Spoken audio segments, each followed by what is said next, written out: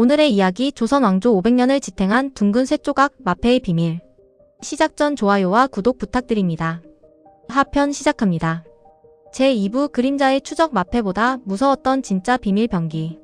1부에서 마패의 화려한 계급을 보셨죠? 하지만 사실 마패는 관아에 들어갈 때 보여주는 신분증에 불과했습니다. 정작 비리 수령들의 목을 죄었던 진짜 무기는 따로 있었죠. 수령들이 마패를 든 어사를 보고 히 하고 비명을 지르며 도망가게 만든 그 물건. 그것은 바로 암행어사의 가방 깊숙한 곳에 숨겨진 노쇠자 유척입니다. 오늘 2부에서는 조선판 CSI의 정점이었던 유척의 정체와 007 작전보다 더 긴박했던 암행어사들의 처절한 생존기를 공개합니다. 자, 여기 길이 20cm 정도의 평범한 노쇠자가 있습니다. 이게 왜 무서웠을까요? 조선시대 탐관 오리들이 백성을 수탈하는 가장 흔한 방법은 바로 도량형 조작이었습니다. 백성들에게 세금을 거둘 때 쓰는 곡식 바구니의 바닥을 억지로 높여서 정해진 양보다 더 많이 뺏는 식이죠. 이때 어사가 나타나 유척으로 바구니에 치수를 잽니다. 한치의 오차도 허용하지 않는 국가표준 앞에서 수령의 사기극은 그 자리에서 들통납니다. 유척은 검시에도 쓰였습니다. 칼에 찔린 상처의 깊이와 넓이를 재서 범인이 쓴 칼의 종류를 알아냈죠. 억울한 죽음을 밝히는 결정적인 증거가 바로 이 자 끝에서 나왔습니다. 마패가 어사의 권위라면 유척은 어사의 칼날이었습니다. 그런데 어사는 자로 재기만 한 게 아닙니다. 현장을 사진처럼 그려서 왕에게 보고해야 했거든요. 이를 화인이라 부르는데 그림 실력이 곧 수사 능력이었습니다. 비리가 일어난 창고의 모습 혹은 시신의 상태를 그림으로 그려 왕에게 보고했습니다. 그림 실력이 부족한 어사는 수사 결과를 의심받기도 했습니다. 이게 바로 500년 전의 과학 수사 현장입니다. 증거 앞에 장사 없다는 말, 조선시대에도 그대로 통했던 겁니다. 암행어사로 임명되는 순간 화려한 삶은 끝납니다. 1727년 왕의 호출을 받고 궁에 들어간 선비는 그 자리에서 봉서를 받습니다. 여기서 소름 돋는 규칙. 어사는 임명장을 받는 즉시 집에도 못 가고 그 길로 바로 남대문을 나가야 했습니다. 부모님께 인사할 시간, 아내와 작별할 시간 전혀 주지 않았습니다. 정보가 새 나가는 것을 막기 위한 철저한 격리 작전이었죠. 남대문을 나서는 어사의 뒷모습을 상상해보세요. 품 안에는 마패와 유척, 그리고 언제 죽을지 모른다는 공포뿐이었습니다. 이것이 우리가 몰랐던 암행어사의 첫걸음, 낙신입니다. 길을 떠난 어사는 비단 옷을 벗어 던집니다.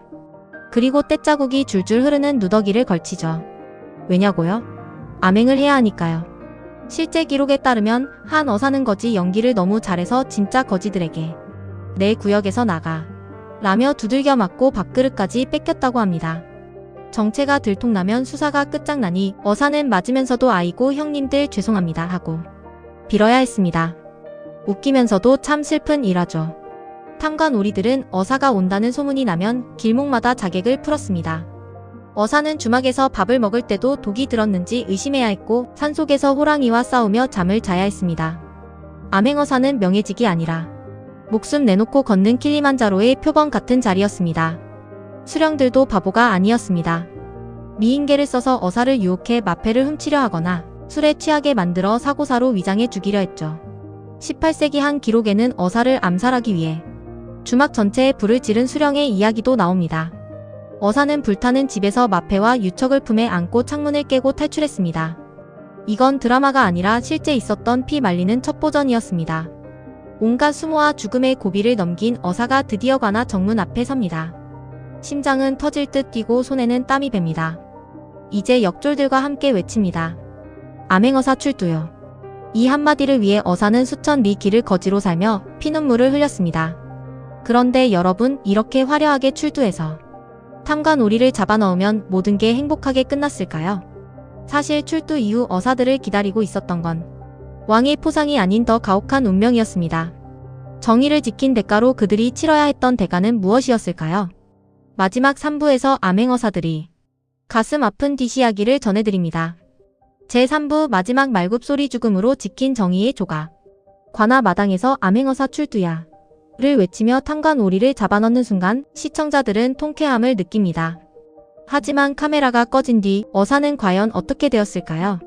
마을 사람들의 환호를 받으며 한양으로 돌아가 잔치를 벌였을까요? 아니요. 사실 진짜 고난은 출두 직후부터 시작되었습니다. 3부에서는 우리가 참아보지 못했던 어사들의 비참한 최후와 조선을 지탱하던 마패가 어떻게 무너져 갔는지 그 아픈 역사를 들여다봅니다. 어사가 출두를 완료하면 그날부터 잠도 못 자고 기록에 매달려야 했습니다. 그것이 바로 왕에게 올리는 최종 보고서 서계입니다. 어사는 자기가 조사한 모든 비리 내용을 한자의 오차도 없이 적어야 했습니다. 만약 보고서에 오류가 있거나 억울하게 수령을 몰아붙였다는 반론이 제기되면 어사가 역으로 유배를 가야 했습니다. 잡아넣은 수령들은 대개 권세가 있는 가문의 자제들이었습니다. 어사가 한양에 돌아오면 그 가문의 보복이 시작되죠.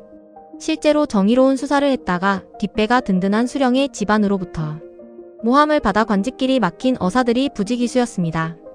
정의를 실현한 대가가 복수라니. 또 하나는 기록의 끝판왕이라 불리는 정조 임금의 무시무시한 의심 때문이었습니다. 정조는 어사가 가져온 보고서를 결코 100% 믿지 않았습니다. 그는 어사가 보고서를 올리면 그 내용이 사실인지 확인하기 위해 또 다른 비밀 요원을 보내 교차 검증을 하거나 심지어 비리 혐의를 받는 수령에게 직접 소명할 기회를 주기도 했습니다. 만약 어사가 공을 세우고 싶은 욕심에 감정에 치우쳐 수령을 억울하게 몰아세운 게 들통나면 어떻게 됐을까요? 어사가 역으로 허위사실 유포죄를 뒤집어쓰고 처벌받았습니다. 어사라고 해서 무소불위의 권력을 휘두른 게 아니라 오히려 까다로운 왕의 눈치를 보며 보고서 한 글자 한 글자에 목숨을 걸어야 했던 것이죠. 어사들의 뒷모습이 얼마나 쓸쓸했을지 짐작이 가시나요? 어사라는 자리는 조선에서 가장 고독한 극한 직업이었습니다.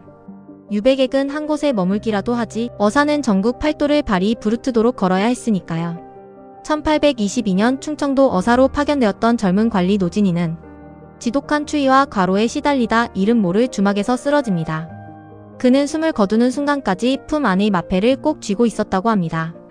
나중에 그의 시신을 수습하러 온 가족들이 가슴에 새겨진 마패 자국을 보고 오열했다는 기록은 지금도 가슴을 울립니다.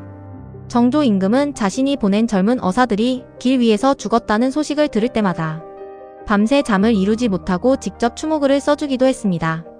왕의 눈물과 어사의 목숨이 바뀐 쇠조각, 그것이 마패의 진짜 무기였습니다. 그런데 이상하지 않나요? 조선 500년 동안 수많은 어사가 파견되었을 텐데 왜 우리는 오직 박문수 한 명의 이름만 기억하고 있을까요? 그 비밀은 바로 100년의 공백에 있습니다. 사실 암행어사 제도는 운영비가 너무 많이 들고 관리들 간의 정치적 싸움에 휘말리기 쉬워 숙동시대 이후 약 100년 동안 거의 중단되다시피 했습니다. 파견되더라도 아주 극소수였죠. 그러다 영조시대에 이르러 박문수라는 걸출한 인물이 등장해 어사의 표본을 보여주었고 이후 정조시대에 들어서야 제도가 본격적으로 부활했습니다.